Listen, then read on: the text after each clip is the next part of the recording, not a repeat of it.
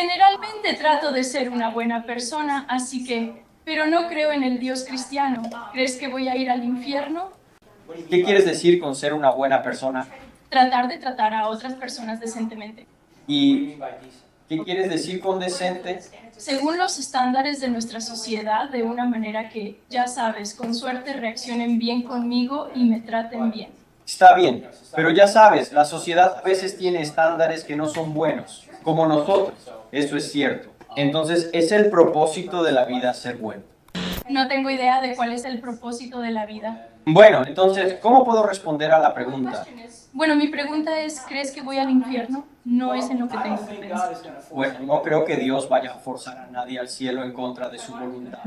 ¿Y si quisiera ir al cielo? Bueno, entonces buscarías a Dios. No parece que estés interesada en Dios. No creo que haya una manera de que puedas probar a Dios en esta vida. Lo que sea, si hay otra. Bueno, déjame hacerte una pregunta, Hannah. Si te diera un libro, ¿lo leerías? Posiblemente. ¿Es sí o no? Depende, tengo muchos libros. Bueno, ya sabes, no tienes que leerlo ahora, pero léelo durante el verano. Quizás. Bueno, déjame preguntarte esto. Quiero decir, si Dios existe, pareces estar un poco apática al respecto. Sí, bueno, ¿por qué Dios te forzaría a su presencia por toda la eternidad? Bueno, esa no es mi pregunta. Mi pregunta es sobre el infierno. Esa es la diferencia entre el cielo y el infierno. El cielo es con Dios, el infierno es la separación de Dios. Quiero decir, si esa es tu definición de infierno. Bueno, eso es básicamente lo que es el infierno. Hay muchas descripciones en la Biblia sobre ello, pero al final del día, el infierno es la separación de Dios. Quiero decir, ¿crees que voy a arder por toda la eternidad? Bueno, depende de lo que quieras decir con arder, porque hay muchas metáforas diferentes en la Biblia, algunas. Por un lado tienes el ardor, por otro lado tienes la oscuridad exterior. Así que no puedes tener ardor y oscuridad exterior juntos.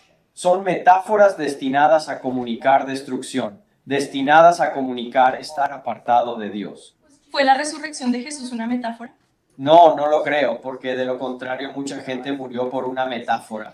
Entonces, ¿cómo distingues entre una metáfora y lo que no es una metáfora en la Biblia? O de la misma manera que lo hacemos en el lenguaje normal. Como cuando decimos, ya sabes, esta computadora me costó un brazo y una pierna. ¿Sabes lo que eso significa, verdad?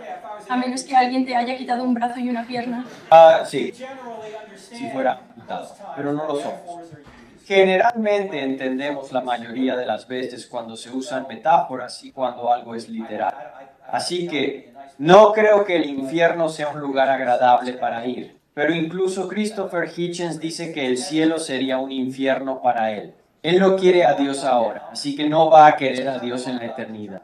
Bueno, no soy Christopher Hitchens. Lo sé, pero simplemente estoy diciendo que si Dios existe y si el cristianismo es cierto, te convertirías en cristiana. Y tú más o menos dijiste que no.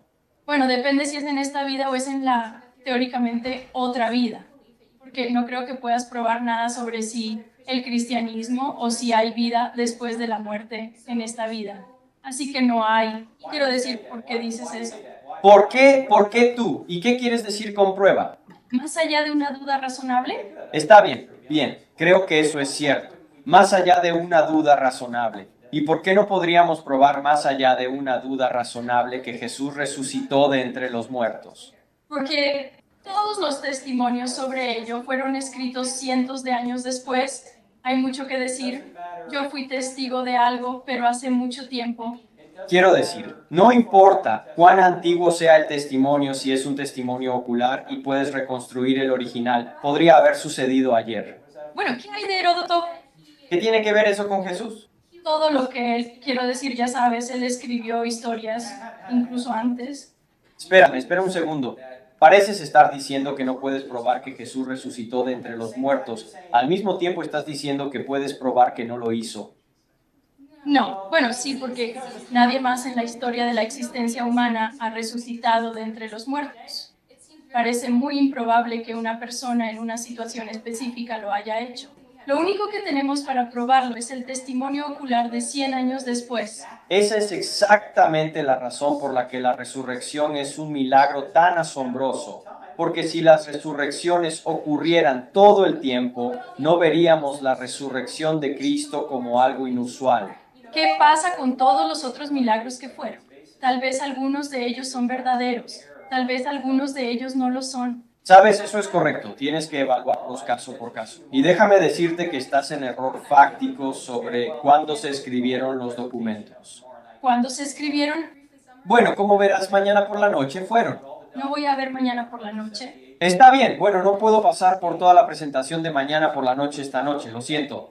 ¿Puedes resumir brevemente? Sí, diré que todos, la mayoría, si no todos los documentos fueron escritos antes del 70 después de Cristo, y muchos de los datos que se escribieron se remontan al evento mismo, especialmente decretado en Primera de Corintios 15, versículos 3 a 8, que incluso los eruditos liberales están de acuerdo en que es anterior al 40 D. Así que este es un testimonio muy temprano. Incluso Bart Ehrman, el gran escéptico, dice que Jesús ciertamente existió y fue crucificado. Ciertamente sus discípulos creyeron que resucitó de entre los muertos. Lo único que Bart Ehrman no puede llegar a creer es que realmente resucitó de entre los muertos, porque dice que un historiador no puede saber eso. ¿Por qué? Porque filosóficamente ha descartado los milagros de la existencia, no porque la fecha no esté ahí. Correcto. Pero, ¿cómo distingues eso de otros milagros que, ya sabes, la gente dice que probaron más allá de una certeza, que entrevistaron a todo tipo de personas y definitivamente dijeron que este milagro ocurrió en tal y tal fecha? ¿Sabes? Todos los diferentes mártires y el propio catolicismo, quiero decir. Tienes que mirar cada reclamo de milagro alegado caso por caso y hacer un juicio sobre si el testimonio ocular y otros testimonios son lo suficientemente buenos para cumplir con el estándar que mencionaste, que es el estándar correcto más allá de una duda razonable. Entonces, ¿qué otros milagros ocurrieron en la humanidad? Bueno, creo que los milagros que rodean a Jesús ciertamente ocurrieron porque, bueno, el mayor milagro de todos ya ha ocurrido. Correcto. Entonces, ¿hay otros? El mayor milagro de todos ya está, no sé, tienes que pensar. Correcto. Entonces, quiero decir, ¿has aplicado el caso por caso a otros milagros y qué has concluido? Bueno, tienes que darme un milagro. No puedo comentar sobre cada milagro. Y eso está un poco más allá del alcance de lo que estamos haciendo aquí hoy. Está bien, entonces tienes que mirar cada uno caso por caso. Si el mayor milagro de todos ya ha ocurrido y ni siquiera te he dicho cuál es el mayor milagro en la Biblia? No, la resurrección es...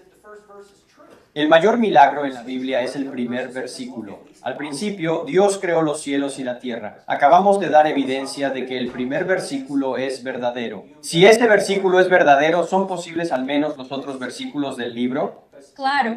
Está bien, entonces no puedes descartar filosóficamente los milagros como lo hace David Hume, como lo hace Bart Ehrman, como lo hace James Tabor de Wunk. No puedes, porque los mayores milagros ya ocurren. Estoy hablando de una intervención de Dios en el continuo espacio-tiempo. Está bien. Hablemos tú y yo un poco más. Te daré un libro si lo lees. Si no lo lees, entonces no te daré uno. Está bien, está bien. Está bien. Buena pregunta. ¿Crees que voy al infierno?